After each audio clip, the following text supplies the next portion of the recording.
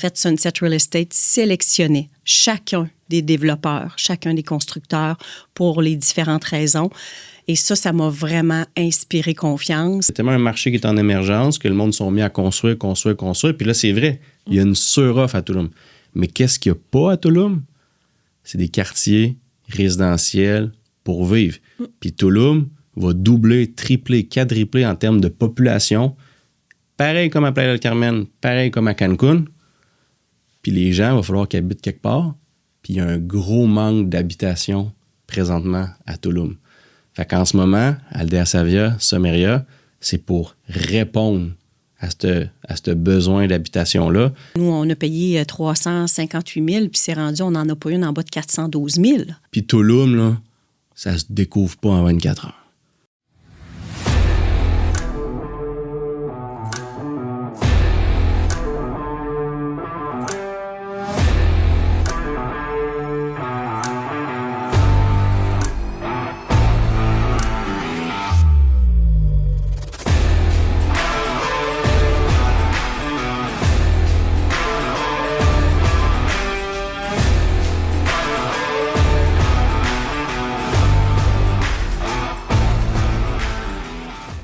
Bonjour tout le monde, je me présente, Vincent Arès-Demers, je suis cofondateur de Sunset Real Estate et je m'occupe du département des ventes et du développement des affaires. Bienvenue au Sunset Talk, le podcast officiel de Sunset Real Estate. Ça fait déjà plusieurs années qu'on accompagne plusieurs Québécois, Canadiens à réaliser leur rêve d'investir à l'étranger dans des destinations complètement paradisiaques où ce qui fait soleil à l'année. On sait c'est quoi que ça signifie pour vous de faire un move comme ça dans une autre destination, dans un autre pays. Donc, c'est vraiment important pour nous avec ce podcast-là de vous montrer la réalité sur le terrain, de vous partager plusieurs histoires inspirantes, des témoignages de nos clients, de nos conseillers. On a plusieurs conseillers qui sont là-bas sur le terrain à l'année pour vous recevoir. Puis, évidemment, de nos partenaires, de nos développeurs, puis plusieurs experts de l'industrie. Je suis présentement avec Isabelle Dallaire. Elle est conseillère internationale avec la grande famille Sunset Real Estate. Puis, elle est aussi investisseur. Elle a fait l'achat de sa première villa à Tulum, une villa de 4 chambres dans notre projet Sommeria. Isabelle, très content de t'avoir avec nous aujourd'hui. Merci de me recevoir. Je pense à un bel échange où je pense qu'on va ensemble démontrer à quel point notre complicité puis cette belle aventure, où elle nous a amenés. Merci beaucoup de cette belle opportunité-là. Je suis extrêmement heureuse de faire partie de la Familia Sunset. Puis honnêtement, ça a changé complètement ma vie. Merci d'être là, Isa. On a pas mal d'histoires à raconter à travers différentes destinations. Je vais toujours me rappeler le moment qu'on s'est rencontrés pour la première fois. Moi aussi, je vais toujours me souvenir. Tu as fait une présentation auprès de notre agence, auprès de tous nos courtiers, Royal Lepage Blanc et Noir. Puis, à quel point tu m'as inspiré, à quel point j'ai vu la bonne et belle personne en toi, authentique, vraie, qui croyait tellement. Puis, écoute, tu m'as transmis, j'ai eu confiance tout de suite.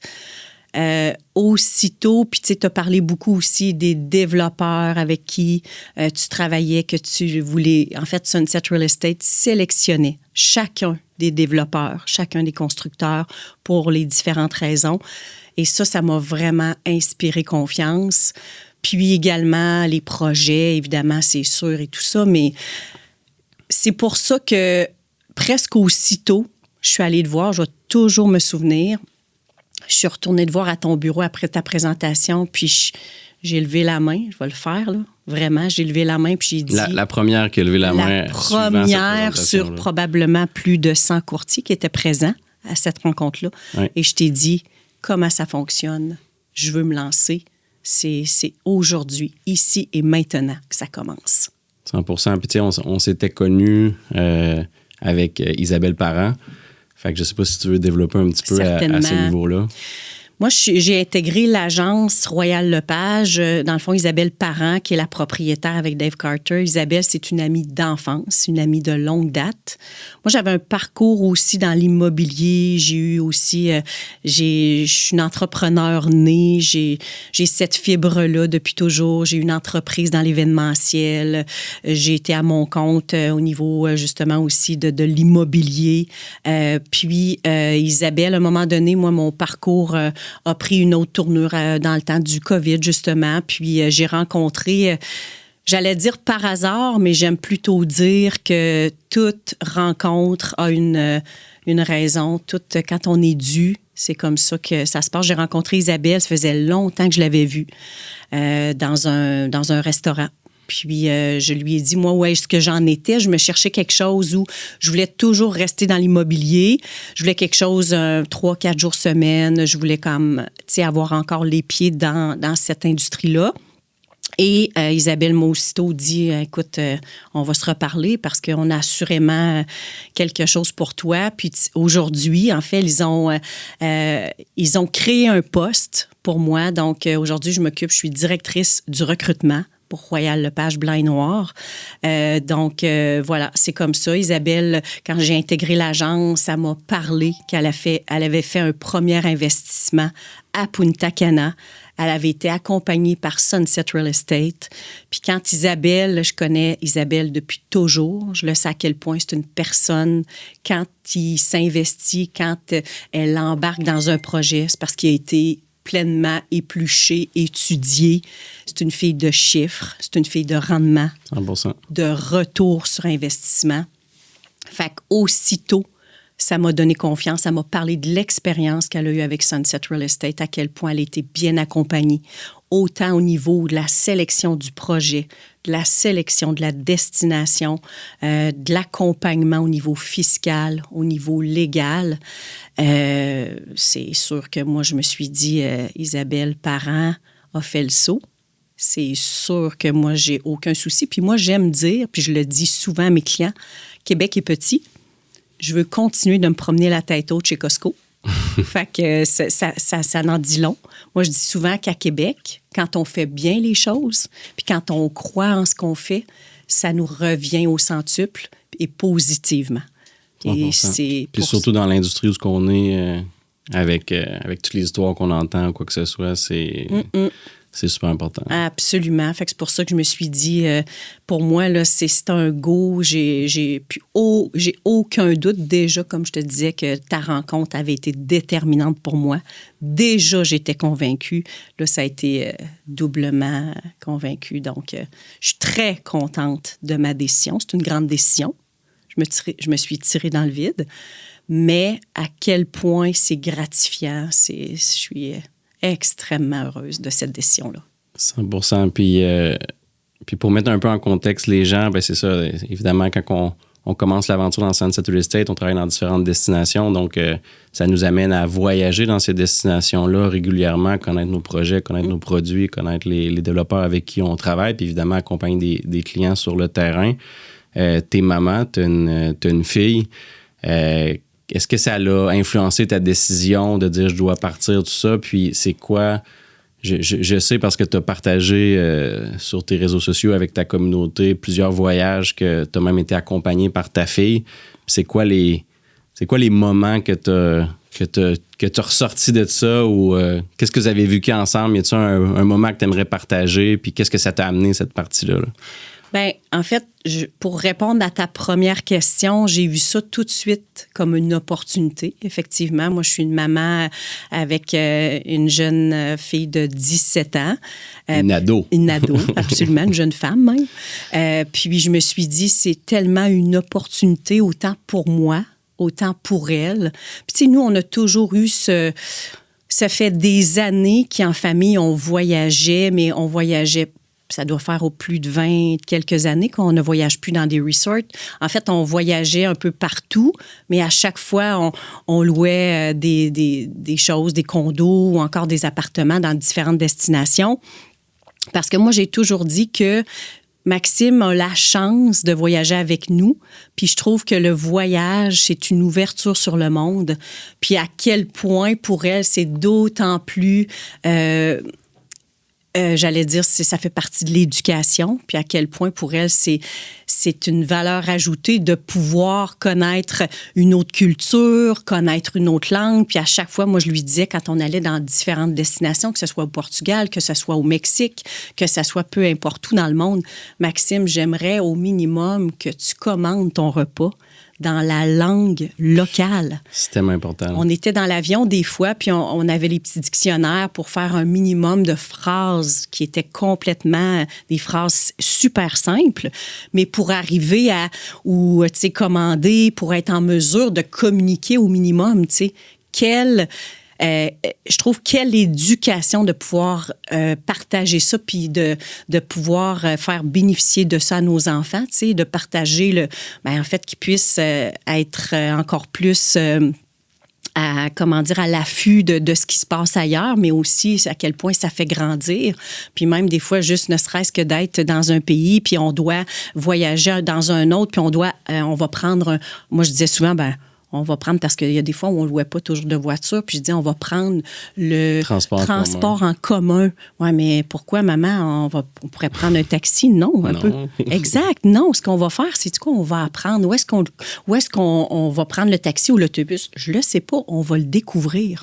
On va le demander, on va s'informer, on va essayer de se débrouiller avec la langue. C'est la meilleure affaire. Tellement. Quelle façon de... Puis des fois, on lui disait, OK, parfait. Là, Maxime, on s'en va dans telle direction. Là, il faut acheter notre billet. Il faut acheter notre billet de train.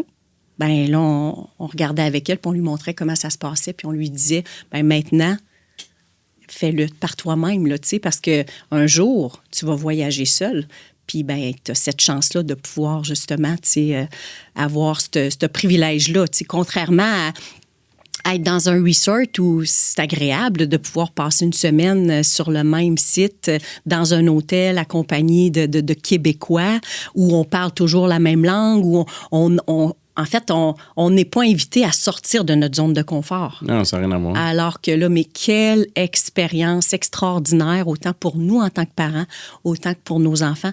Je trouve que c'est une richesse extraordinaire de pouvoir partager ça. Puis ça, c'est ce que ça m'a donné, Sunset. Je me suis dit, ça va nous propulser encore plus loin. C'est que je vais pouvoir, jusqu'à ce qu'elles veuillent le faire, de voyager avec moi, bien, on va pouvoir amener ça encore plus loin. Puis évidemment, aujourd'hui, bien, Maxime, on n'est pas surpris d'apprendre qu'elle veut suivre mon parcours, puis que Vincent Arès-Demers de Sunset Real Estate l'inspire, wow. Puis qu'elle veut continuer à suivre cette voie-là. Fait que ça, je trouve ça extraordinaire. Non, de toute beauté à entendre ça. Puis ça me touche parce qu'elle a 17 ans, puis moi, quand j'avais 19 ans, c'est là que je suis parti à l'étranger. Moi, je suis pas parti avec ma mère, par exemple. Je suis parti tout seul. Puis j'ai appris, puis j'ai eu à sortir encore plus de ma zone de confort. Tout ça, puis c'est comme ça que j'ai appris. Mais quand tu parles les transports en commun, je vais toujours me rappeler quand j'ai eu mon premier centre d'appel, puis j'allais travailler là-bas en République dominicaine, ils appelaient ça les conchos, là. Puis les guaguas, tu rentres là, une auto qui a 5, t'es genre 7-8 dedans, puis un autobus qui est supposé rentrer 12, c'est quasiment 24 dedans, là. Mais c'est... Puis tu j'étais pas obligé de faire ça, mais c'est incroyable tout le bagage que ça t'amène, puis toutes ces petites expériences-là, des fois, elle va pouvoir s'adapter à n'importe quoi après ça dans sa vie, puis toutes ces petites situations-là. Fait qu'il faut pas avoir peur de ça, au contraire, il faut s'ouvrir à ça, puis ça, je pense que ça fait toute la différence. Ça serait quoi le plus beau souvenir que tu te souviens avec Max en voyage depuis l'aventure Sunset? Assurément à Tulum en octobre dernier. Moi, Maxime est né le 11 octobre. Moi, je suis 18 octobre, donc on a 7 jours de différence. On a célébré ensemble, ce qui a donné avec la semaine de lecture de Maxime au cégep. On a célébré ensemble nos anniversaires avec toi, Vincent et Mariana. Vous étiez là. On a eu la chance de, encore une fois, vivre des moments hauts et forts en émotion. On est sortis ce soir-là, je vais toujours me rappeler, on avait réservé, en fait, tu avais réservé au Helios. Un classique où ce qu'on casse les assiettes. Une expérience à la grecque, mais vraiment hot. Un spectacle en soi. Une expérience incroyable. Puis, cette journée-là, en fait, ça faisait longtemps que c'était prévu. Maxime, moi, c'était pas prévu. Non, toi, c'était pas prévu. Maxime, ma fille, ça fait longtemps, Maxime, qu'elle me parlait. J'aimerais savoir un tatou. Puis là, elle me parle de ça depuis qu'elle a 15-16 ans. Là, finalement, elle est rendue à 17 ans. Moi, je dis, écoute, sais-tu quoi? Voici, moi aussi, j'ai le goût d'avoir un tatou. On va le faire ensemble. Ça va être à Toulouse. Ça va être extrêmement significatif à nos anniversaires. Et là, c'est Maxime qui a fait les démarches, qui a trouvé sur Google une shop de tatoueurs. Puis c'était vraiment, écoute, elle avait fait ses devoirs, là, vraiment comme il faut, là, tu sais, parce que j'ai dit, là, il ne faut pas aller n'importe où. Là, ça prend quelqu'un de confiance. Puis tu sais, c'est quand même pas rien. Et là aussi, ça a été un projet super le fun parce que c'était de dire aussi, qu'est-ce qu'on se fait tatouer ensemble? On voulait une petite phrase significative qui allait nous lier, en fait, à tout jamais. En fait, on va se souvenir de ça.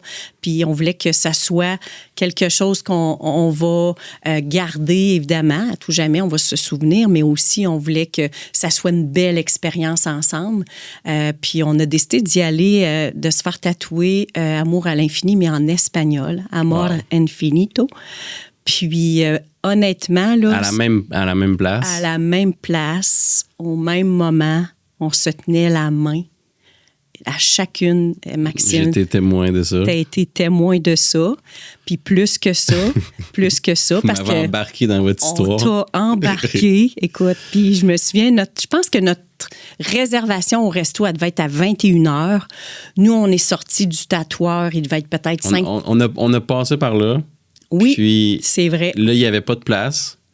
C'est vrai. Attends, c'est pas ça. Vous autres, vous êtes allés faire tatouer. Oui. Puis après ça, vous m'avez embarqué dans votre histoire de tatouage. Moi, j'avais jamais eu de tatou de ma vie. J'ai jamais voulu de tatou de toute ma vie.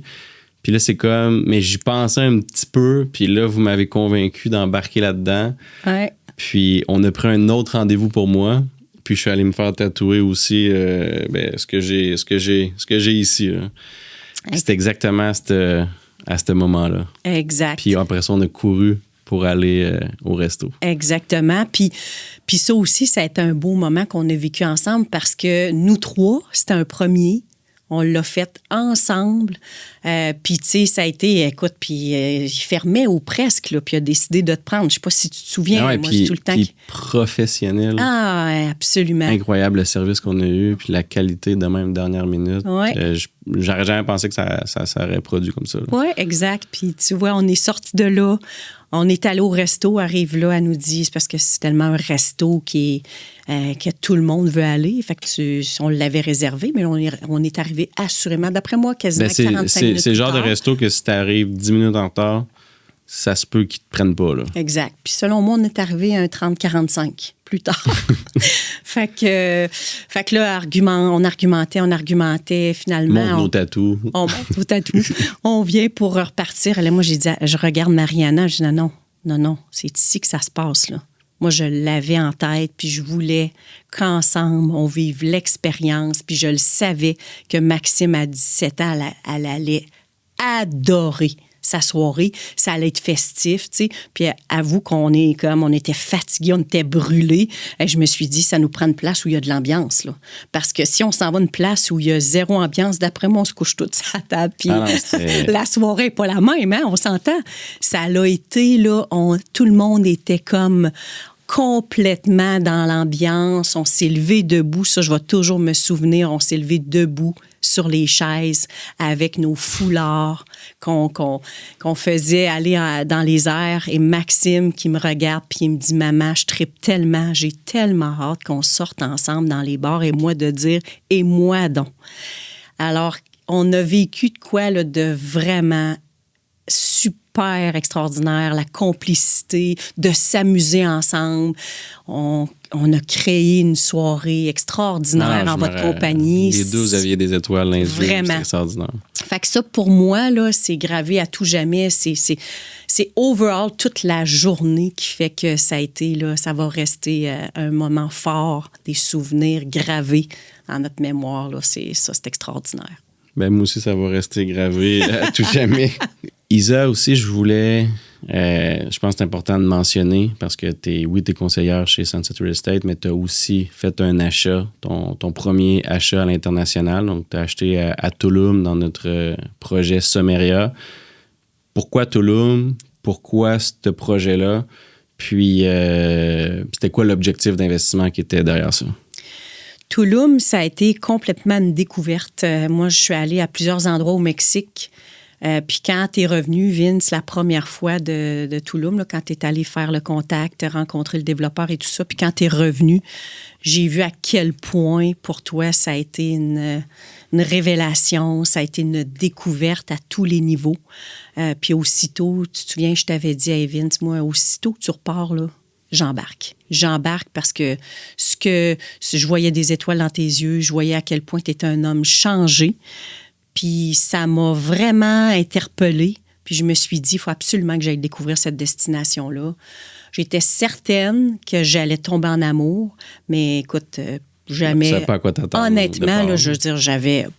Puis quand je suis arrivée, quand j'ai commencé quand j'ai vu l'endroit, première des choses, en plein cœur de la nature, c'est dans la jungle, la végétation, l'énergie, la vibe qu'il y a là-bas.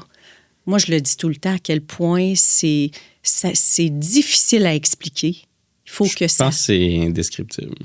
Absolument. Il faut que ça se vive. Puis tu me l'avais dit, puis je me dis, ouais, tu sais, hâte de voir, là, tu sais, je vais le constater par moi-même, puis c'est exactement ça. Moi, j'arrive là-bas, je me sens comme chez moi. Souvent, je suis là pour le travail, c'est sûr. Fait que, tu sais, où je suis là aussi, je veux en profiter parce que je me dis à chaque fois que les raisons pour lesquelles j'y vais souvent, c'est que je veux de plus en plus connaître la destination, découvrir les restaurants, découvrir les activités parce que je me dis, plus j'y suis, meilleure ambassadrice que je deviens. C'est sûr. Donc, c'est ça, les gens ont besoin souvent d'entendre. Quand tu y vas, parle-moi de la sécurité, qu'est-ce que tu fais, les moyens de transport.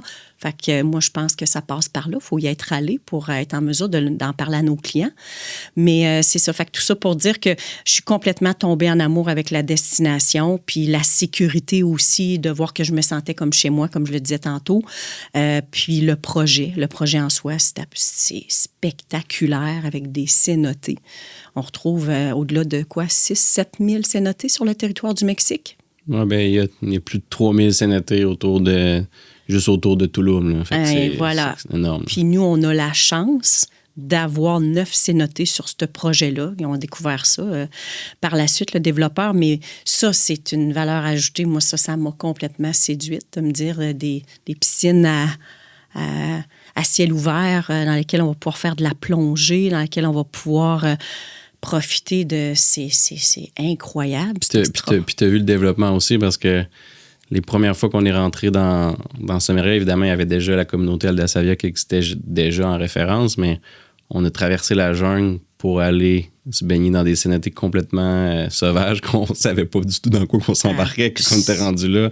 Mais après ça, une fois qu'on a vu l'avancement, tout ça, ben, on voyait le potentiel, on le comprenait. Mais quand on a vu l'avancement de tout ça, puis maintenant ce que Sommeria est rendu aujourd'hui... C'est incroyable. Puis je vais toujours me rappeler Baha qui nous expliquait qu'est-ce qu'ils vont faire avec les cénotés, puis la couleur, que ça va se transformer, tout ça. Puis tu sais, au départ, évidemment, le cénoté, il est en état brut, en pleine jungle. Fait qu'avec les feuilles, tout ça, la boue, la pluie, à un moment donné, ça bloque, puis c'est en état complètement brut, en pleine nature, là. Mais quand on commençait à nettoyer ça, tout ça, moi, j'y allais parce qu'on avait des visites à tous les jours avec les clients. À partir du moment qu'ils ont défriché le terrain puis que là, on pouvait ils ont commencé à nettoyer les cénotés. Puis je voyais l'évolution. À tous les jours, ça devenait de plus en plus beau. Puis ça devenait exactement comme ils nous l'avaient vendu au départ. Puis ça, c'est magique, là. Wow! Mais non, c'est ça. Fait que ça aussi, c'est sûr que ça m'a... Puis, tu sais, la panoplie de commodités qu'on a sur le projet, tu sais, zone commerciale, zone complexe sportif, piste d'athlétisme, une panoplie de commodités qui nous rejoignent. C'est une communauté résidentielle, un secteur où, tu sais, où on retrouve... c'est ça, tu peux tu es en sécurité, tu te promènes, c'est comme te promener dans ton quartier à toi, là, à la maison. Fait que ça aussi, ça venait me chercher. Mais aussi, la rencontre, puis ça, j'en ai pas parlé, mais aussitôt, quand on est arrivés ensemble, tu te souviens, Vincent, quand on est arrivés à Tulum ensemble, à cette fois-là, en novembre, où justement, Boha, qui est un des actionnaires d'Onyx Living, notre développeur, notre constructeur, on était très autonomes, hein? On était ensemble, on a pris un vol jusqu'à Cancun, on a atterri, on allait se louer une voiture, puis écoute, à un moment donné, je me souviens pas trop si tu me l'avais dit qu'il venait nous rejoindre, peut-être que oui, mais je le vois-tu pas arriver un dimanche soir, alors que je savais très bien, tu m'avais dit qu'il venait d'avoir un bébé. C'est un gros développeur, c'est CEO, c'est... Extrêmement occupé. Il y a une famille, une jeune famille, mais à 10 heures le soir, il est là. Il vient nous rejoindre. Il nous attend à la porte. Il nous accueille, il nous attend. Il est content d'être là. Il nous amène jusqu'à la location de voiture. Après ça, il attend qu'on aille la voiture, puis après ça, il nous suit jusqu'à l'hôtel. Pour être là le lendemain matin pour le petit déjeuner, direct pour qu'on s'en aille à Tulum. Exact. Puis, début. Oui. Fait que là, je me suis dit, quelle belle et bonne personne humaine qui prend le temps, qui nous considère, qui nous prend comme si on était ses amis, ses buddies, finalement, alors qu'on ne se connaît pas. On commençait la relation. Hein? Fait que ça m'en disait long. Je le savais qui allait être là. Ça m'a donné confiance, t'as pas idée. Fait que je me suis dit, on est avec les bons, on va se rendre, ça va... Écoute, on va faire de grandes choses. On est arrivé à Tulum, puis la façon qu'à moi m'a fait découvrir Tulum, la façon qu'il a fait découvrir à toi, puis à tous nos autres conseillers, puis après ça, c'est nous autres il nous a montré comment transmettre ça d'une certaine façon à nos clients. Moi, il m'a fait tomber en amour complètement avec la place. J'ai vécu la même chose que toi. Je suis arrivé là, puis depuis le premier jour que je suis arrivé, je suis jamais... à chaque fois que je retourne au Québec, il faut que je retourne. Puis depuis ce temps-là, je voyage quasiment tous les mois. Puis on a plus qu'une destination, fait que ça m'oblige à voyager dans différentes destinations. Mais Tulum, c'est tout le temps là. Comme il y a un effet d'attraction qui est là. Il y a une énergie qui est là, qui est spéciale. Puis toi, tu es une de ceux-là qui l'ont vécu dans l'équipe. Il y en a d'autres qui l'ont vécu. On a des clients qui l'ont vécu. C'est pas fait pour tout le monde, mais c'est fait pour un paquet de monde. Puis quand c'est fait pour toi, c'est solide. Absolument. Puis les gens, il faut qu'ils viennent le découvrir sur place. 100%. Parce que c'est toute la différence. Parce que, évidemment, chacun nos intérêts, chacun, mais de le vivre, d'en parler. Tu sais, moi, je le dis souvent, je pourrais pas vendre un frigidaire à un Esquimau. Moi, je suis une personne qui est passionnée, je suis une personne de cœur, je suis une personne que quand j'y crois, je vais t'en parler, puis mon objectif, c'est de transmettre ma passion, mais d'un autre côté, je le dis souvent, je le fais avec mon cœur, à quel point j'y crois, puis à quel point ce projet-là, cette destination-là me fait vibrer, c'est juste vrai. C'est senti. C'est de créer une communauté, puis toi-même faire partie de ta communauté, puis toi-même être fier de cette communauté-là, puis après ça, la faire découvrir juste à d'autres personnes. Puis moi, j'ai toujours dit, depuis le début qu'on a commencé, souvent on a investi dans les projets qu'on commercialise, c'est des projets qu'on croit, nous-mêmes, moi et mes associés, puis la réalité, c'est qu'on y croit tellement qu'on y va même nous autres mêmes, puis au final, on cherche des voisins, puis d'autres investisseurs qui veulent être voisins avec nous autres, puis qui ont le goût de... Exact. Qui ont le goût d'être là, puis qui découvrent la même chose que nous autres. Exact. Fait que, c'est pour ça aussi que ça m'a amené. En fait, moi, c'est ça, j'ai acheté, pour revenir sur justement l'investissement à Tulum. J'ai acheté une villa, j'ai acheté avec 2 amis, 2 partenaires, dont Isabelle Parent, qui est ma grande amie,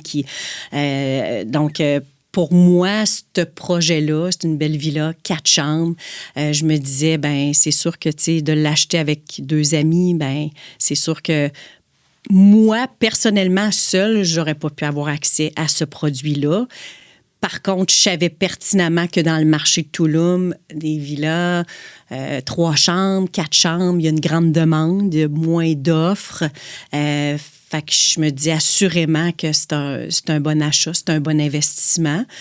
Puis, écoute, j'ai fait le saut. Puis, tu sais, avec 2 amis, on veut y aller, on veut en profiter, mais on veut aussi le mettre en location. Puis, on le sait à quel point, ça va être un produit qui va être en demande. Puis, ça va nous rapporter aussi un bon retour sur investissement. Tu sais, déjà, on a acheté, nous, en début de projet, là. Le projet était en lancement. Tu te souviens, même, il venait juste de le lancer sur le marché, puis c'est là où on a acheté. Puis on a fait une bonne affaire parce que, tu sais, ça a pris 15 % ou même un peu plus, là, tu sais, en ce moment. Fait que voilà, c'est un peu... Bien, c'est souvent... C'est bien que tu en parles parce que tu aies même vécu l'expérience parce des fois, on a différents clients on parle de financement ou les façons d'acheter, tout ça. Puis, évidemment, on va voir beaucoup de clients qui achètent, ils vont aller chercher une marge de crédit hypothécaire, ils vont refinancer une propriété ici, ils vont acheter avec leur compagnie, tout ça. Mais on voit de plus en plus de clients qui achètent en partenariat comme ça. Puis, tu sais, au final, quand on y pense, combien de personnes qu'on connaît qui dépensent des milliers de dollars dans un resort à chaque année pour aller une semaine de même par année. Fait que de faire un investissement comme ça avec des personnes qui sont proches, de confiance, puis de pouvoir avoir une propriété qui va prendre la valeur, qu'on va pouvoir louer quand on n'est pas là, puis de pouvoir utiliser quand vous voulez, vous allez pouvoir l'utiliser en masse pendant l'année, puis ça va avoir été un bon investissement. Fait que c'est juste le fun, puis même d'y aller en même temps, parce que c'est quand même une villa de 4 chambres. Absolument. Avec tout le kit, là. Créer des souvenirs. Puis, tu sais, moi, je me dis, Maxime, ça va faire que elle va venir, évidemment, tu sais, elle va me suivre. Tu sais, à 17 ans, c'est un privilège qu'elle continue d'être là, puis de me suivre. Puis là, en plus d'avoir un pied à terre là-bas, je vais pouvoir avoir, en tout cas, j'ose espérer, garder cette proximité-là, qu'elle veuille continuer de venir. Peut-être d'y aller plus que toi. Peut-être, parfaire sa langue même. Je me dis à quel point j'aimerais donc bien que l'espagnol soit, tu sais, que ça soit une langue qu'elle puisse utiliser couramment, que ça puisse... fait que, encore là, tu sais, je me dis, ça aussi, c'est... À 17 ans... Tu commences ta vie d'adulte, puis de parler français, anglais, puis de rajouter l'espagnol à ça. Extraordinaire. Incroyable. Tu rencontres plusieurs clients chaque mois. C'est quoi, à ton avis, les erreurs qui reviennent le plus souvent?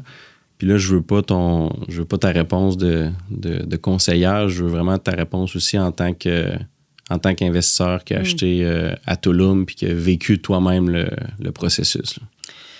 Trop souvent, les gens sont pas accompagnés. En fait, ils arrivent, ils n'ont aucune idée du marché, ils n'ont aucune idée, ils ne connaissent pas le développeur, ils ne connaissent pas évidemment le projet, la destination plus ou moins. Fait que c'est sûr que ça, d'arriver, moi personnellement aussi, si je le remets à moi, déjà on entend toutes sortes d'histoires de gens qui se font avoir, malheureusement. Puis c'est drôle, Vince, il faut que je te revienne là-dessus. J'y pense pendant que... Je sais pas si tu te souviens, quand une des premières fois, on est allé à Punta Cana ensemble, on est allé souper ensemble au restaurant que le nom m'échappe, sur le bord, en bord de mer. On a mangé des fruits de mer ensemble. Le sol, je pense, à Bavaro. À Bavaro. C'est comme il y a une planchée de sable, là. Exact. Puis je vais toujours me souvenir, on s'est stationné. Puis là, tu me dis, Isa, check building, la pancarte. Mais le building n'était pas là, là. La pancarte que là, il annonce un projet. OK, non, c'était pas là. C'était pas là? C'était, je sais c'est où, c'est pas loin de Secret Garden, là, la petite rue quand tu descends. Exact, OK. Puis là, tu m'avais dit, regarde ce qu'il annonce, tu sais, un super projet sur, je me souviens plus combien d'étages, je pense 10, 12 étages, tu me disais. Ici, là, c'est impossible que ça puisse se construire parce que c'est pas permis. Exact. Des édifices de cette hauteur-là ici. Et ça m'avait marqué. Oui, puis super beau marketing. Exact. Projet extraordinaire. Le monde, ils peuvent s'imaginer une tour à Miami, sur le bord de Bavaro Beach, quand la ville, ils autorisent même pas ça, là. Oui. Puis ce qui est incroyable, c'est que si tu parles avec des Dominicains, des gens qui sont locaux là-bas, ben ça a passé dans les manchettes, puis cette personne-là, il y a eu mauvaise presse, évidemment. Mais le client international qui passe là puis qui voit cette affiche-là, il fait « Wow, ça peut être juste ça, puis c'est là que j'achète. » Exact. Puis il connaît pas tout le background puis tout ce qui se passe derrière puis de comment ça fonctionne. C'est ça. Fait que ça, c'est là où c'est extrêmement important d'être bien accompagné, puis d'être accompagné d'experts qui ont l'expérience aussi de plusieurs années. Vincent, toi, toi, le marché de Punta Cana, par exemple, l'expertise de Sunset Real Estate, elle a commencé en République dominicaine.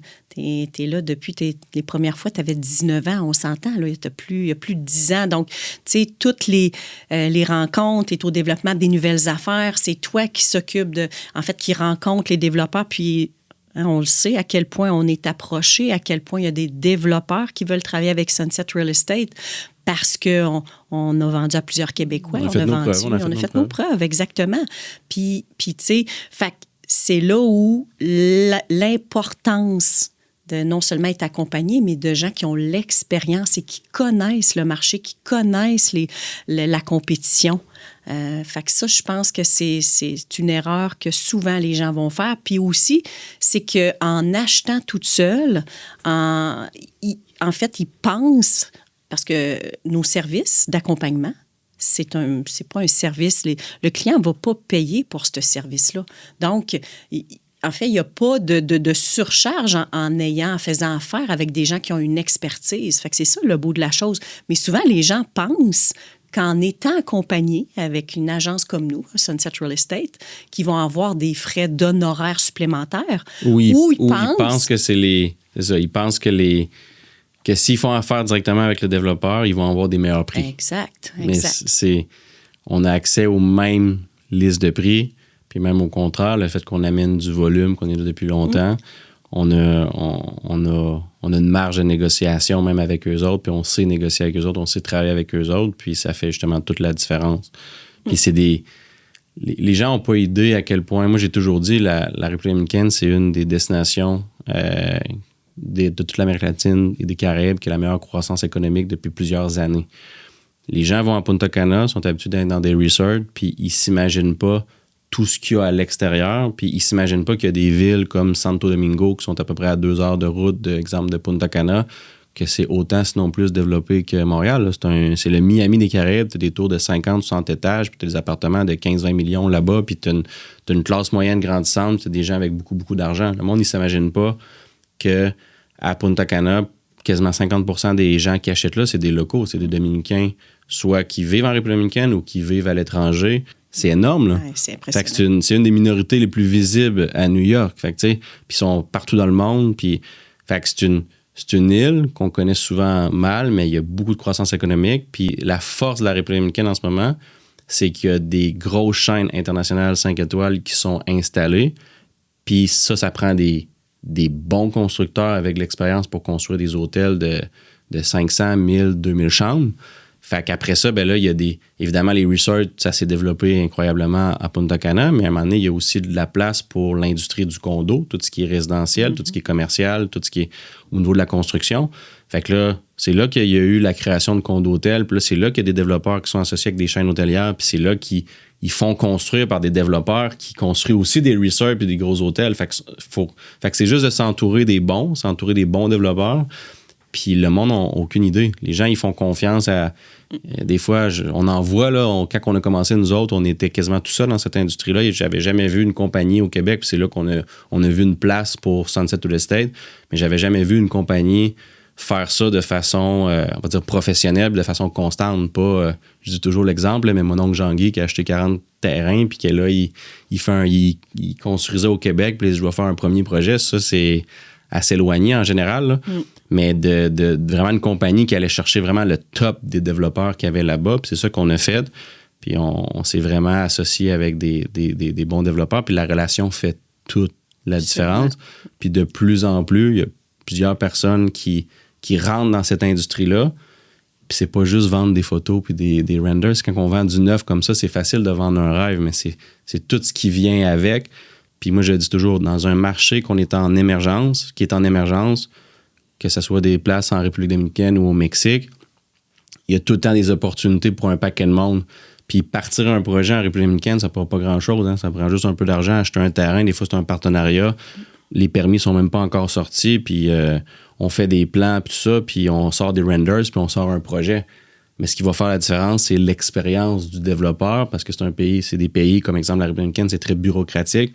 Fait que l'expérience du développeur va tout faire la différence sur comment il va arriver à ce projet-là. Puis il y en a qui s'en sortent pas, là. Ouais. Fait que la sélection, puis de comment on travaille, puis l'encadrement est hyper importante. Puis je sais pas si on parle beaucoup parce qu'on se rencontre à chaque semaine, tout ça, puis on parle de cas de clients, tout ça. Puis t'aurais-tu un cas dernièrement qui t'est arrivé que ça explique un peu ce qu'on est en train de parler? Là? Absolument. J'ai un client qui était venu à une de nos soirées avec notre développeur Onyx, qui est intéressé par le marché de Tulum, qui finalement, en fait, il est intéressé à investir. Il savait comme pas trop. Tulum, ça l'avait intéressé, mais aussi il y avait Punta Cana dans la mire. Fait que il est à la Punta Cana. Je lui ai proposé, parce qu'on a toujours aussi des collègues qui sont sur place. Quand moi, j'y suis pas, par exemple, parce que je suis au Mexique ou parce que je suis au Québec, on a toujours des collègues qui sont sur place avec qui on travaille en collaboration pour faire visiter les projets. Donc, nos clients sont toujours entre bonnes mains. Fait qu'à ce moment-là, je l'ai référé à Junior, justement. Puis, il a fait la visite de différents projets, autant Punta Cana qu'à Cap Cana et tout ça. Puis, je le savais, il me l'avait dit, qu'il regardait aussi avec un autre courtier pour certains projets. Puis, finalement, de fil en aiguille, en tout cas, lui, il voulait avoir un projet qui allait être construit rapidement. Bon, avec toutes les recherches et tout ça, il a décidé que Cap Cana, c'était la destination qu'il voulait acheter. Puis, écoute, il connaissait assurément pas le développeur ni son courtier, malheureusement. En fait, il connaissait le développeur, mais il y avait une clause au contrat qui disait que le prix de l'unité pouvait augmenter à tout moment pendant la construction. Puis ça, en fait, on l'a su, évidemment, Vincent, parce qu'on en a parlé ensemble, parce que tu connais extrêmement bien le marché, parce que nous, on a accès à tous les développeurs. On peut vendre à peu près tous les produits. Cependant, nous, Sunset, ce qu'on fait, c'est qu'on met des clauses au contrat pour protéger nos clients. Alors, il y a des fois où les négociations avec certains développeurs, pas parce que ce ne sont pas de bons développeurs, c'est parce qu'ils ont des clauses qui fait que pour nous, on ne va pas de l'avant si cette clause-là n'est pas enlevée du contrat, parce qu'on veut vraiment que nos clients soient protégés. Puis dans ce cas-ci, c'est ça. C'est toi en connaissant le développeur, parce qu'on est en pourparlers avec eux, puis en négociation, mais à ce moment-ci, ils ont toujours cette clause-là. Donc, moi, quand j'ai reparlé à mon client pour faire un suivi, c'est là où je lui en ai parlé. Puis il n'était pas au courant. Il n'était pas au courant. Il en a parlé à son courtier. Son courtier n'était pas au courant non plus. Fait que ça a pris Imagine tout ce qui s'en vient après. Puis c'est ce que les gens ne savent pas souvent, c'est que signer avec un développeur en République dominicaine, eux autres, ils veulent développer le marché international. D'un matin, on peut signer des ententes avec tous les développeurs en claquant les doigts. OK, ça prend... eux autres, ils demandent que ça, avoir des partenaires internationaux, courtier, pas courtier, avec l'expérience, pas d'expérience. Ils s'en sacent, ils veulent juste vendre leurs produits. Ouais. Fait que c'est extrêmement facile. Fait que des fois, nous autres, on est très sélectif. On a un processus, quand on va rentrer un nouveau développeur, il y a un processus de sélection. Puis après ça, évidemment, on va négocier le contrat. Puis on a même un modèle de contrat qu'on a bâti avec les années Sunset Real Estate.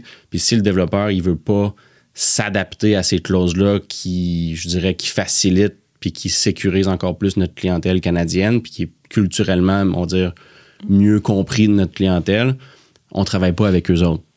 Ou on va continuer de négocier, puis on va jusqu'à temps qu'on atteigne ce qu'on veut atteindre. Mais il y a des gens qui vont voir le fait qu'on ne vend pas un projet comme le fait qu'on n'a juste pas ce projet-là parce qu'on n'a pas accès à ce projet-là. Fait qu'ils pensent qu'on ne vend pas ça, fait qu'on essaie de vendre d'autres choses, puis on va leur dire ça, on va leur conseiller ça pour essayer de vendre un autre produit. Mais c'est pas du tout le cas. Ça fait des années qu'on est là, on connaît tous les développeurs, on connaît tous les secteurs, on connaît tout ce qu'il y a à faire, on peut travailler avec n'importe qui, mais on est très sélectif, on négocie des choses spéciales, puis des fois, il y a des négociations, quand on rentre avec un développeur, ça peut prendre plus de 6 mois avant d'afficher un nouveau produit puis de se préparer pour un nouveau lancement. Parce que vous achetez de quelque chose sur papier, là. Vous achetez de quoi sur plan. Fait que c'est important de l'expérience du développeur puis le contrat, comment il est fait, c'est extrêmement important. Puis c'est ça, il y a beaucoup de nouveaux acteurs dans l'industrie qui rentrent. n'ont pas cette expérience-là. Ils vont apprendre à travers les années, mais que ça fasse 5 ans qu'ils fassent ça, ils vont voir parce qu'ils vont avoir un processus de construction complet, puis ils vont voir comment que ça se déroule. Mais c'est pas juste de vendre une unité, puis après ça, on se ferme les yeux, puis on attend. C'est des développeurs, c'est des grosses compagnies. OK? Ils ont des milliers de clients à travers le monde. C'est des gros projets. Ils n'ont plus qu'un. Fait que le service à clientèle, culturellement, c'est très différent. Nous, on a été obligés de créer notre propre service à la clientèle, service après-vente, une fois que les clients signent le contrat puis qu'on commence la construction. Parce que les clients ont besoin d'avoir l'information en français, ont besoin d'avoir un suivi en français, ont besoin d'avoir l'accompagnement en français. Puis quand on se rend jusqu'au processus de livraison, bien, il y a plusieurs étapes à suivre que si le client n'est pas accompagné par quelqu'un qui connaît ça, absolument, il va se tirer les cheveux. C'est pompier, là, ça va. C'est exact. Ça va. Puis, tu sais, ce client-là est en début de processus. Il m'a rappelé il y a 2-3 semaines pour me dire, là, Isabelle, je vais avec quelle compagnie, quelle firme d'avocats pour m'accompagner. Imagine.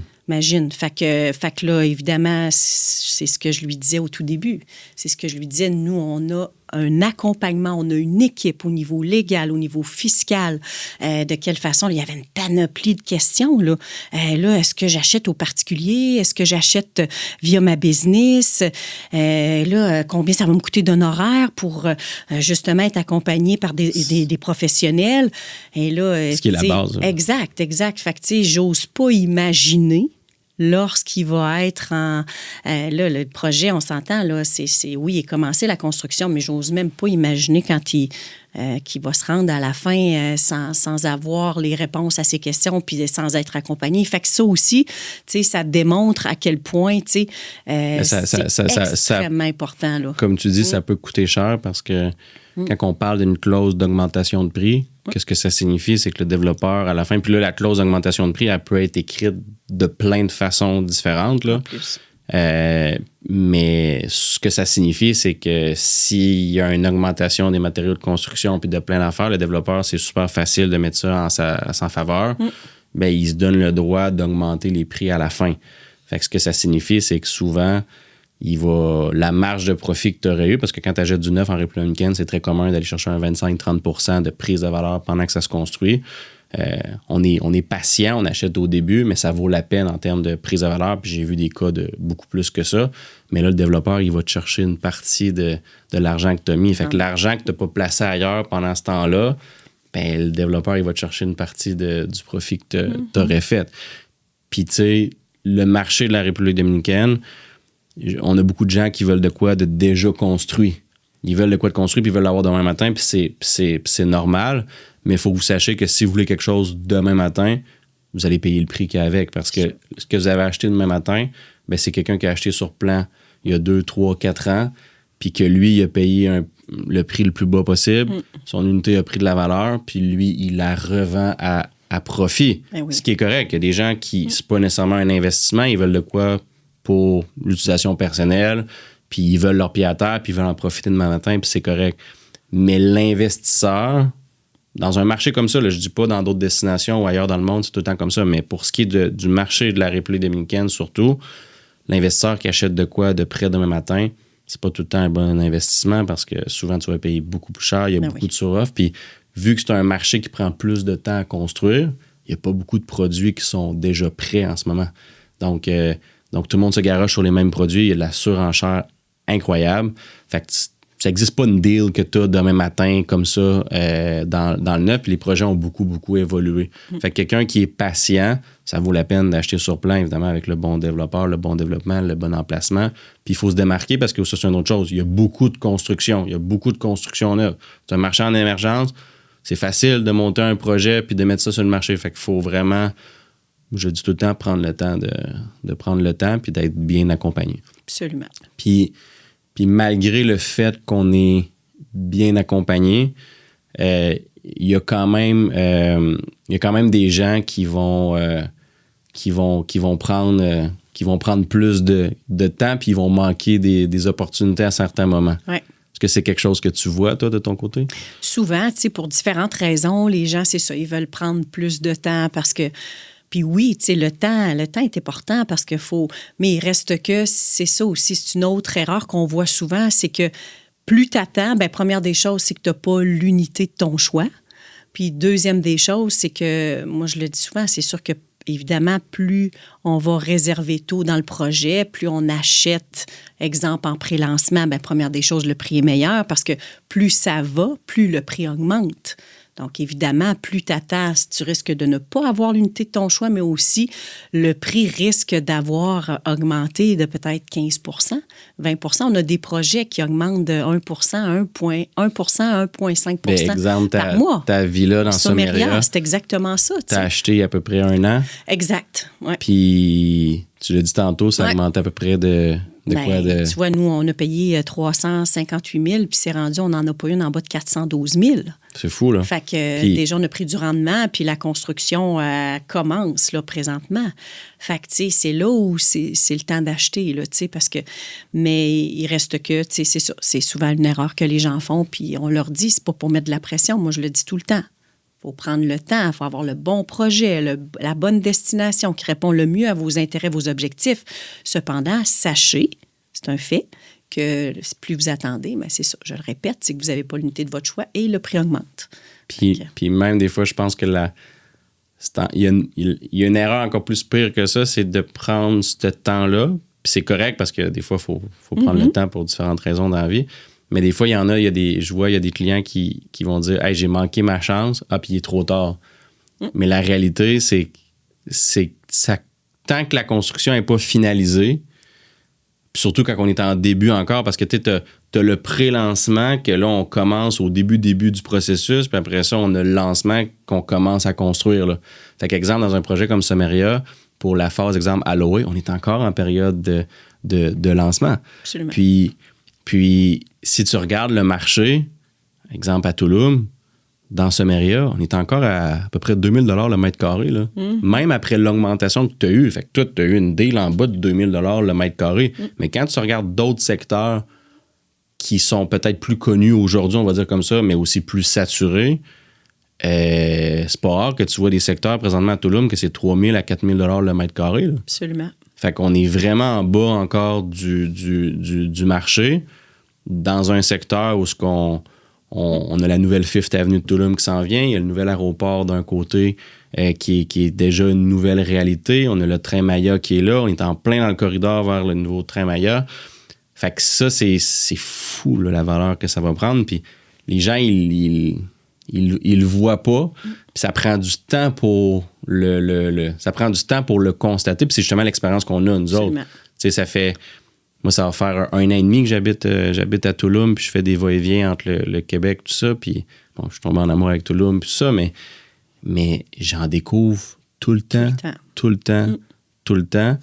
Puis exactement la vision qu'on parlait au départ avec justement Baha, puis toute l'équipe de Onyx, tout ça, là, je le vois, puis la vitesse qu'il construit, puis ce qu'on est en train de créer est extraordinaire, la prise de valeur, puis on n'est pas encore puis mais qu'on soit rendu à la livraison, puis la communauté va se créer, puis que les gens vont cohabiter, puis les gens vont inviter des amis, de la famille, des proches, puis là, ça va commencer à se louer, puis l'effet va être exponentiel. Fait qu'on est encore dans un moment spectaculaire pour acheter dans ce projet-là, mais quelqu'un qui prend le temps de prendre le temps, puis qui a le courage de le faire au début, puis d'écouter d'une certaine façon ce qu'on a à dire, parce qu'on on voyage pas pour rien, là, on voyage, puis on est là sur le terrain parce qu'on aime ça, puis on y croit, puis on est passionné, puis c'est ça notre objectif de référer, puis d'aller chercher les meilleures opportunités dans des destinations qui sont où il y a un boom pour les prochaines années qui va se produire.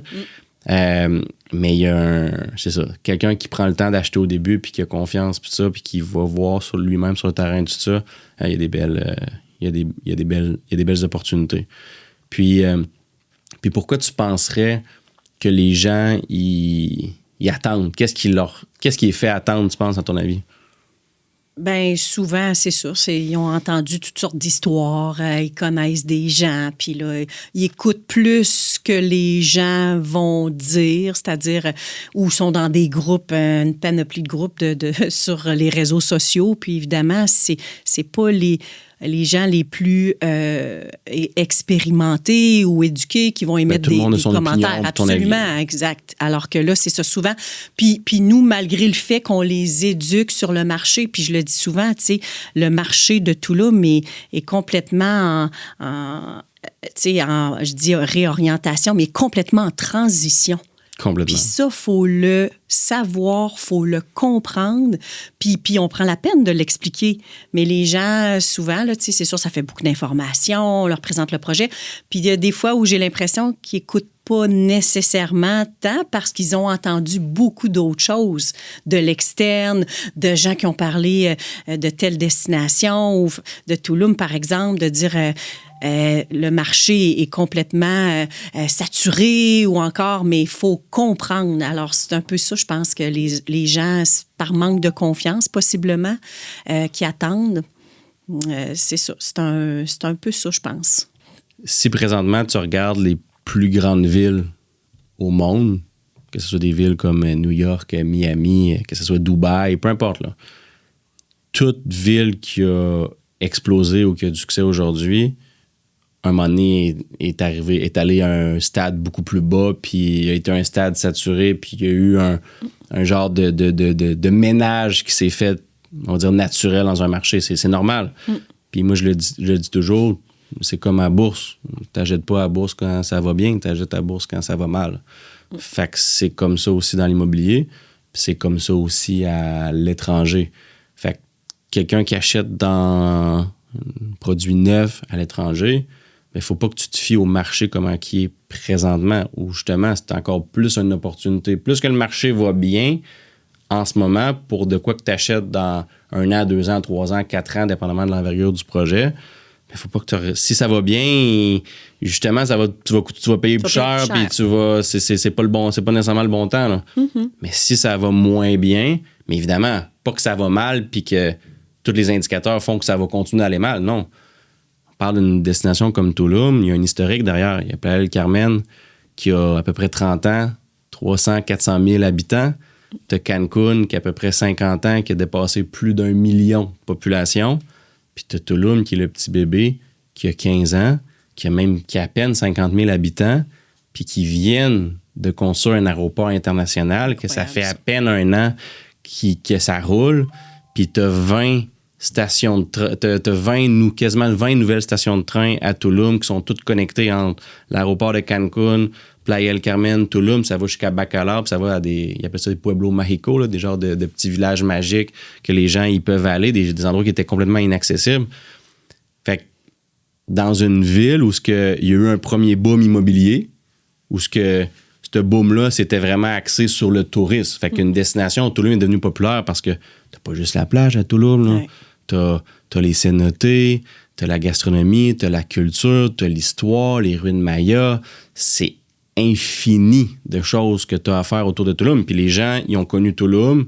Puis tu sais, les gens ne savent pas, mais c'est la 2e destination au monde après Bali pour tout ce qui est wellness. C'est reconnu pour ça. Ouais. Les gens vont faire des retraites de yoga, des affaires spirituelles là, extraordinaires. Là. Quelqu'un qui aime, qui s'intéresse à tout ce qui est énergétique, puis tout ça, il y a des affaires incroyables à découvrir à Tulum.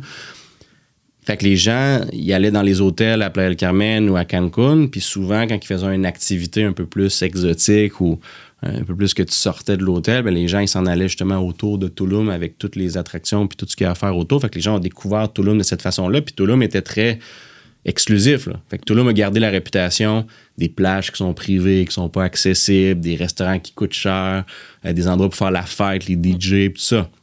Il a gardé cette réputation-là parce qu'il y avait des gens qui allaient à Tulum puis ils aimaient payer pour avoir cette exclusivité-là puis avoir ces accès-là que tu n'avais pas ailleurs.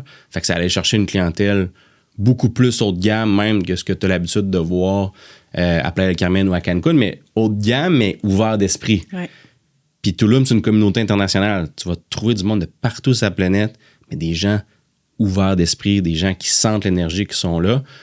Puis ce qui est extraordinaire, c'est que là, aujourd'hui, l'opportunité à Tulum, c'est pas le condo-hôtel. C'est pas comme à Punta Cana en ce moment. Ouais, c'est pas ça. Différent. La location court terme, des Airbnb, Il y en a partout. Il y en a tellement en ce moment parce que ils ont tellement vu d'opportunités. C'est tellement un marché qui est en émergence que le monde sont mis à construire. Puis là, c'est vrai, il y a une suroffre à Tulum. Mais qu'est-ce qu'il n'y a pas à Tulum? C'est des quartiers résidentiels pour vivre. Puis Tulum va doubler, tripler, quadrupler en termes de population. Pareil comme à Playa del Carmen, pareil comme à Cancun. Puis les gens, il va falloir qu'ils habitent quelque part. Puis il y a un gros manque d'habitation présentement à Tulum. Fait qu'en ce moment, Aldea Savia, Someria, c'est pour répondre à ce besoin d'habitation-là. C'est pour ça que pendant qu'il y a certains projets qui sont axés uniquement sur la location court terme, que ça monte, ça descend. Ça monte, ça descend. Parce que le tourisme, c'est cyclique. Ça monte, ça descend. Ça monte, ça descend.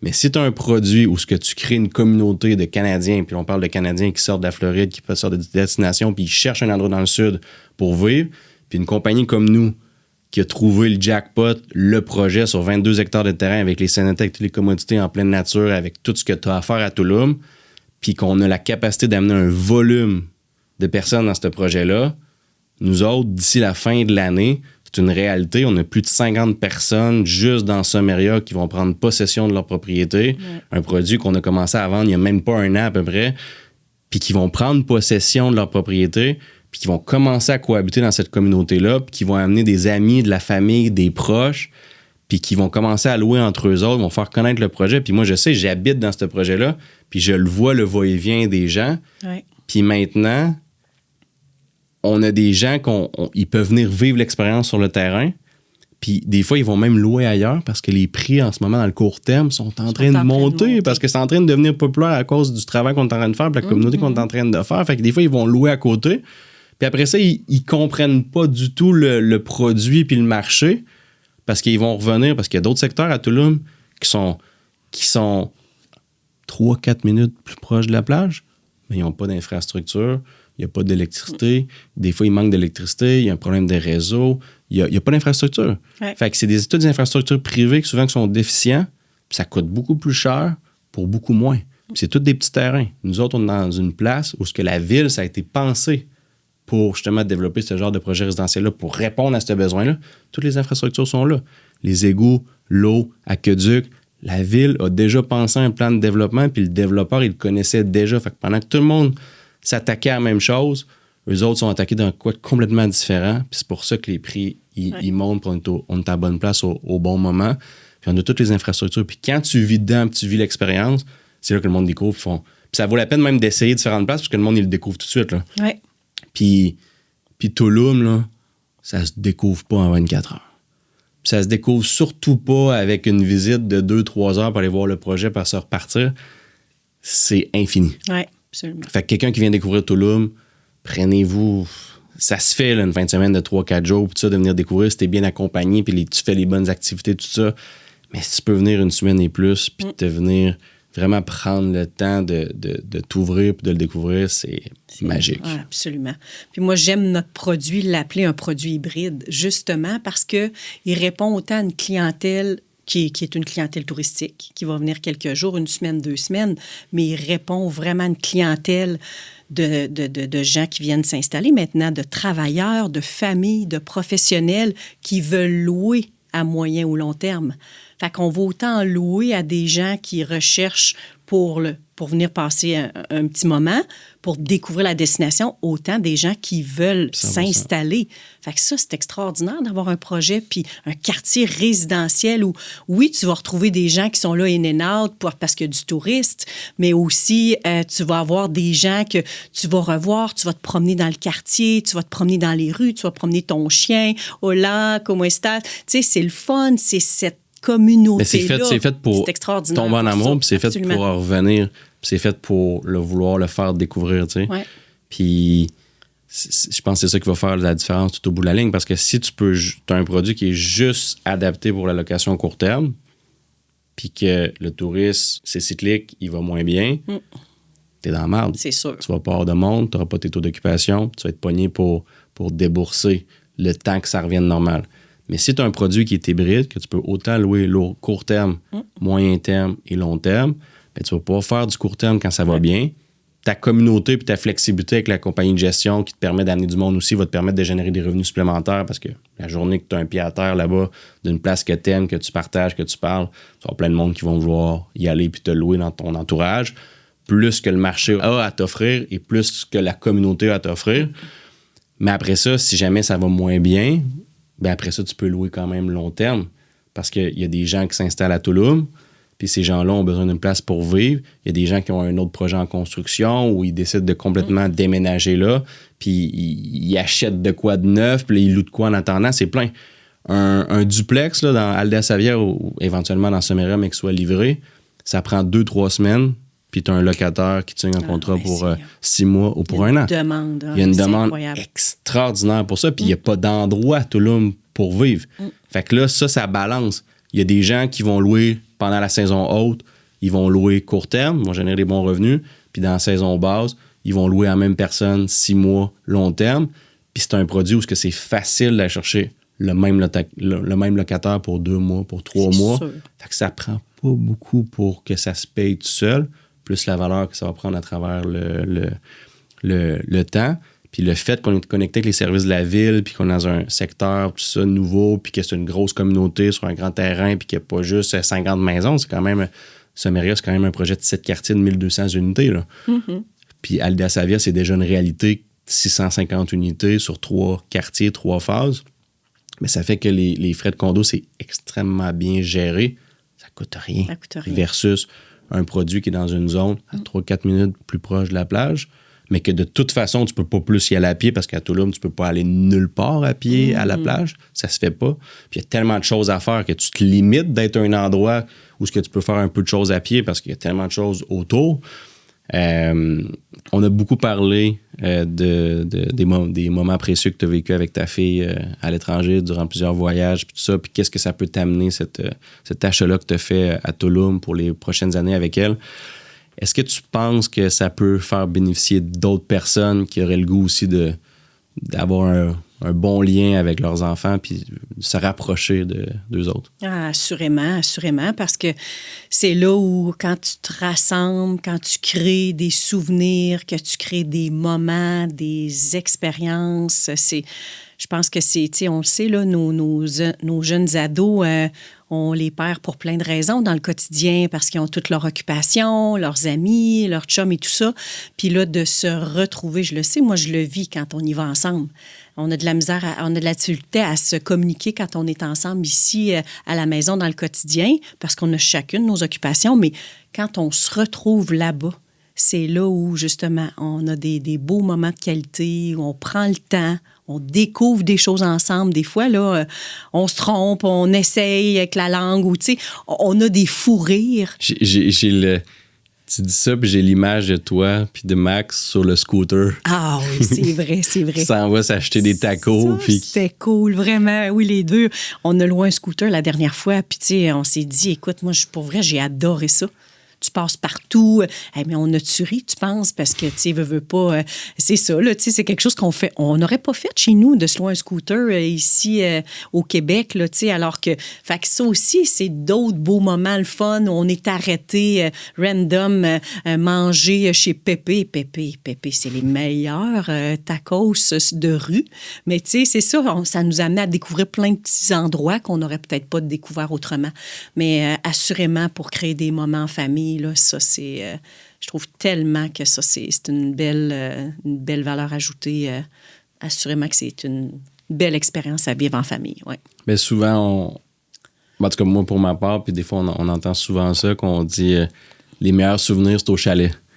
Fait que, tu sais, le chalet, en forêt, en nature, tout ça, on passe des super de beaux moments, mais moi, je le vois toujours comme un investissement dans le sud, le chalet dans le sud, tu sais. Bien sûr. Puis au final, c'est un héritage culturel extraordinaire pour nos enfants qui vont grandir à travers ça.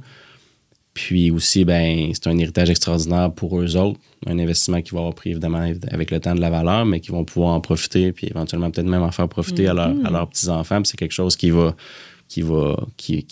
durer longtemps. Ouais. Puis dans un chalet, il y a des beaux souvenirs à aller chercher, mais imagine ce même concept-là, mais à l'étranger, avec une autre culture, une autre langue, puis tout ce que toutes les petites histoires qui peuvent, qui vont arriver, qui nous font évoluer, tout ça, c'est... c'est un beau cadeau à s'offrir quand on a accès là, à ça. Je trouve que c'est un des plus beaux cadeaux, effectivement. Ouais. Ton quotidien quand t'es à l'étranger, c'est quoi une journée typique pour toi?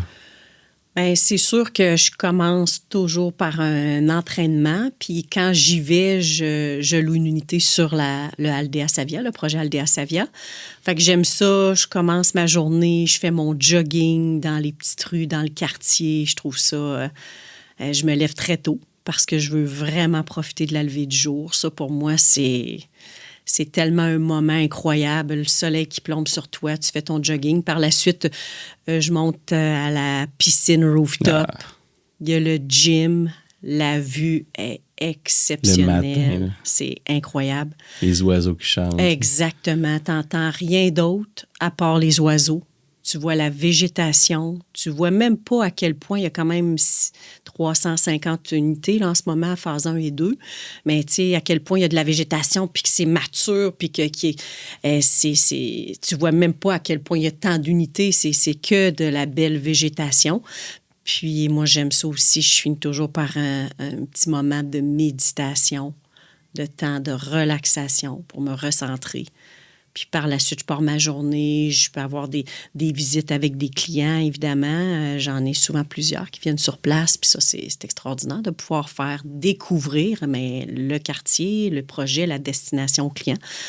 Puis aussi, c'est sûr que je tente d'en profiter parce que, comme je le dis souvent, plus je découvre différents restaurants, plus je découvre différentes activités, différents endroits, bien, c'est ce qui fait que je suis en mesure de le partager. Puis quand nos clients viennent, là... Et on a vraiment une longue liste, hein? Tu le sais, Vincent. On a ensemble. Pas le temps de faire ça ni en pas de bon sens. On a ensemble, avec Isabelle Parent, on y va souvent, on a ensemble fait une liste de recommandations. Que c'est sûr faut même que je la retravaille tellement qu'il y a des affaires. Pas de bon sens. Fait que ça, c'est ça. Ça ressemble pas mal à ça, une journée typique. Moi, je me dis, j'ai le privilège, puis il y en a plusieurs qui peuvent le faire aussi, de travailler de partout dans le monde. Là. Ça change tout. La connexion Internet... Écoute, impeccable. Zone de coworking. Des fois, j'aime ça travailler de mon condo ou des fois, je loue un duplex. D'autres fois, dépendamment, là, qu'est-ce que je loue comme unité. Mais j'aime aussi aller travailler dans la zone de coworking parce qu'il y a plusieurs zones où Fait que, tu sais, ça change un peu d'air. Tu rencontres des gens. Encore là, souvent, il y a des gens de partout. Il y a des Européens, des gens, des Canadiens anglophones. Tu sais, il y a des Québécois. Fait que c'est le fun de pouvoir partager ça. Fait que voilà, c'est un peu ça. Puis il y a beaucoup de Mexicains aussi locaux qui sont là. C'est très beau à voir, là, absolument. L'ouverture d'esprit des gens. Puis ouais. Tout le monde c'est une belle communauté. Puis est-ce que tu vas quand même souvent à la plage quand tu es là-bas? J'y vais, mais c'est pas honnêtement... j'aime la plage, mais c'est pas nécessairement... J'y vais pas à tous les jours. Parce que, tu sais, c'est sûr que oui, je suis là pour le travail, mais il y a aussi tellement de choses à faire, tellement de choses à découvrir, des musées, des cénotés, des lagunes, des parcs naturels. Fait honnêtement, tu sais, c'est... Oui, puis tu sais, nos projets, il y a tellement de commodités. Je veux profiter aussi de la piscine du projet. Je veux aussi relaxer, aller lire autour de la piscine ou, tu sais, juste comme profiter de l'endroit.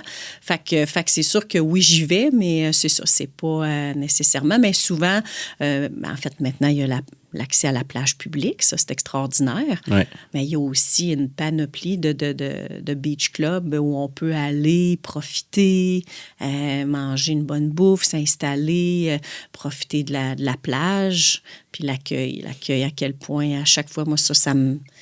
À chaque fois que j'arrive, ils se souviennent de nous, là. Puis, tu sais, les services. Ça n'a aucun sens. L'accueil, le service, à quel point ils sont donc bien contents de nous voir, puis qu'ils sont chaleureux, accueillants. Ça, à chaque fois, là, ça... professionnel. Incroyable. Ça, c'est... Incroyable. Je trouve que ça, c'est... Je trouve que, pour moi, les Mexicains, c'est ça. Je trouve tellement qu'ils sont c'est des personnes humaines que moi, j'adore ces gens-là. Ça me fait tout le temps du bien de me retrouver. Et encore là, c'est comme si j'arrivais chez moi. J'arrive au Beach Club, puis ça fait 1 an ou à peu près qu'on y va quand même assez souvent, même plus. Mais quand même, on n'est pas là tout le temps. Mais c'est tout le temps un bel accueil, puis ils nous reconnaissent. C'est vraiment le fun. Puis ce serait quoi ton Beach Club préféré? Maxanab, assurément. Parce que, encore là, c'est ça, l'accueil, la qualité de la nourriture, la qualité des services, des installations, la piscine, les balibèdes, les chaises, c'est ça, sont extrêmement accueillants. Service client impeccable. C'est raisonnable comme prix. Maxanab, c'était à peu près combien déjà? Bien, pour l'entrée, c'est un 50, à peu près 1000 pesos, donc l'équivalent d'à peu près 50 $ US, mais qui te crédite sur ta facture. Puis ça va dépendre aussi le moment de l'année. Exact. Il y a des moments comme, mettons, il y a des moments que c'est 1000 pesos, des fois ça a même descendu à 600 pesos, puis même il y a certains moments, mettons exemple pendant l'été ou des périodes plus basses, qu'il enlève complètement le cover. Exact. Puis il faut juste que tu consommes quelque chose. Ça. Puis ça, je pense que ça vaut la peine de bien l'expliquer. Tulum, ce qui fait la force de la plage, c'est que c'est une zone qui est naturelle. Fait que c'est entre 2 réserves naturelles. Tu as la biosphère de Sian Can, qui est la 2e plus grosse réserve naturelle de tout le Mexique. C'est 650 000 hectares de réserves naturelles puis de choses complètement incroyables. Puis, à l'intérieur, fait que là, t'as cette partie-là. Puis après ça, de l'autre côté, t'as le parc Jaguar. Fait qu'il est une autre réserve naturelle qui est protégée. C'est là que tu vas retrouver les ruines, puis les pyramides, puis ça. Donc, l'idée, c'est pour ça que tu peux pas construire directement sur le bord de la plage à Tulum. Fait que c'est pour ça que les projets sont pas directement sur le bord de l'eau, parce que t'as pas le droit de construire, parce qu'ils veulent conserver la faune, la flore. Donc, c'est ça qui fait que les plages à Tulum sont plus sauvages. Tu peux juste construire des clubs de plage, des restaurants, des bars, des endroits pour sortir, puis des hôtels boutiques. Fait que quand tu vas à la plage à Tulum, c'est des kilomètres et des kilomètres de sable blanc vers du parc Jaguar jusqu'à la biosphère de Sian Can. C'est quasiment impossible de marcher ça. OK? Puis, après ça, ben, tu as des clubs de plage. Tu en as pour tous les goûts, puis tu en as pour tous les prix. Fait qu'il y a des clubs de plage que ça coûte rien pour rentrer, mais il faut que tu consommes au minimum quelque chose.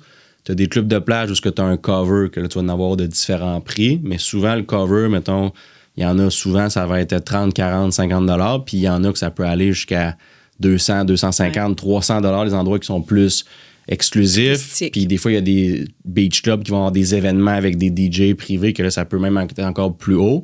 Puis après ça, le cover que tu as payé, ben ça va... après ça, t'es remboursé sur ta facture. Souvent, t'es remboursé sur ta facture sur ce que tu vas payer. Fait que t'es crédité.